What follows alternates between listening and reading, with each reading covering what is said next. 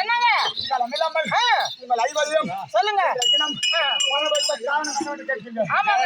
இருந்தாலும் அதுலயும் நீங்க கும்பலா வச்சிருக்கிறீங்க. ஆமா. அதான் என்ன காரணம் கேட்டா சொல்லுங்க. அப்படி இருந்தாலும் நம்மளும் அது என்ன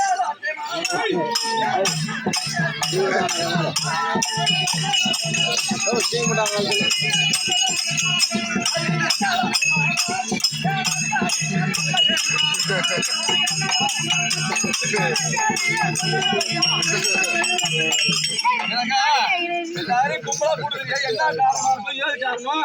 அப்ப அவரும் வீட்டை வேலை அப்படியே போட்டு வெட்டுறாங்க பாத்துட்டு என்ன காரணம்